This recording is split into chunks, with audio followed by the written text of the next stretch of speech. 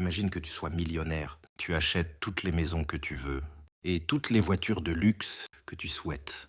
Quand il y a une file d'attente, tu n'attends pas, tu passes avant tout le monde. Quand tu arrives quelque part, on te dévoile le tapis rouge. Ton compte bancaire est rempli plus qu'il n'en faut pour toute une vie. Beaucoup de personnes souhaitent avoir ton lifestyle et te demandent des conseils pour devenir riche à leur tour. Tu es acclamé pour ta réussite dans ce bas monde, alors qu'en réalité, c'est une défaite totale de ton existence. Car ici-bas, les valeurs ont été inversées, ta richesse t'a rendu avare, et les flatteries des gens t'ont fait penser que tu étais au-dessus de tout. Et Allah nous dit de sa parole dans la sourate Al-Imran, verset 185, « Et la vie présente n'est qu'un objet de jouissance trompeuse.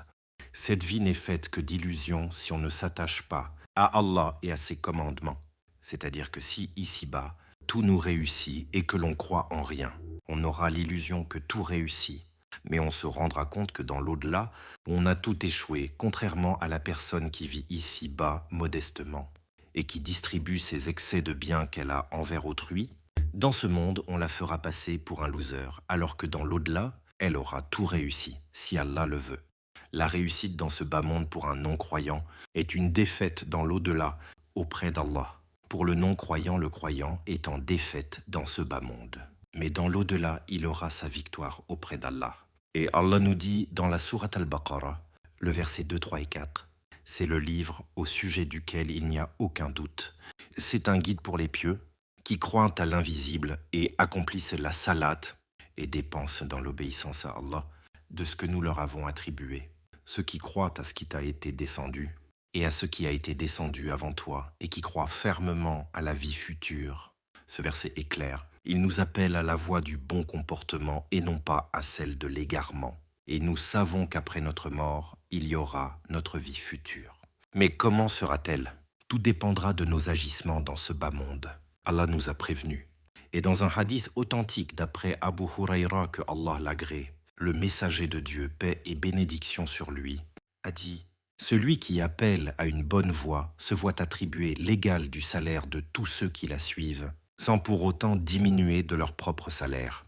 Et celui qui appelle à une voie d'égarement se voit infliger l'égal des péchés de tous ceux qui la suivent, sans pour autant rien diminuer de leurs propres péchés. Prenons garde aux avertissements de notre Seigneur, car contrairement à nous, Allah n'a qu'une seule parole. Et même si sa miséricorde l'emporte sur sa colère, prenons garde à nos intentions et à nos actions, pour qu'elles ne nous placent pas sous le coup de sa colère. Et Allah nous dit de sa parole dans la sourate Al-Baqarah, verset 21, « Ô homme, adorez votre Seigneur qui vous a créé, vous et ceux qui vous ont précédés. Ainsi atteindriez-vous à la piété. » Maintenant, si on se consacre toute notre vie à devenir riche, comment peut-on prétendre adorer notre Seigneur si on ne le fait pas passer en premier? Car n'oublions pas, c'est lui qui est le détenteur de toutes choses. Cela nous montre que rechercher des biens en négligeant le donneur, c'est s'égarer. Et Allah nous dit de sa parole dans la sourate Muhammad, verset 1er 2, « Ceux qui ont mécru et obstrué le chemin d'Allah, il a rendu leurs œuvres vaines.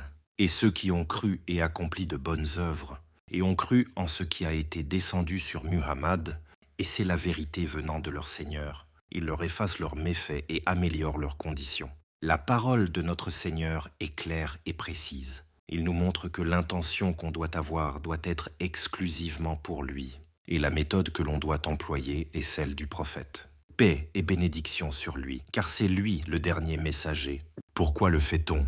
C'est pour Allah. Et comment le fait-on? C'est en suivant la sunna. Et dans un hadith authentique, le calife Omar, que Allah l'agrée, a dit « J'ai entendu le messager de Dieu, paix et bénédiction sur lui, dire les actions ne valent que par les intentions.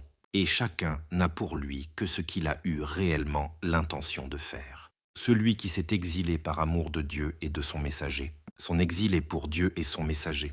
Celui qui s'est exilé pour parvenir à ses biens de ce bas monde ou pour épouser une femme, son exil est pour la raison qui l'y a poussé. » Ce hadith a été rapporté par les deux imams, Al-Bukhari et Muslim. Comme on peut le constater, l'intention est pour Allah et la méthode est la sunna. Assalamu alaikum, ainsi que sur vos proches et sur vos familles. Que Allah nous guide et nous accorde le paradis. Amin.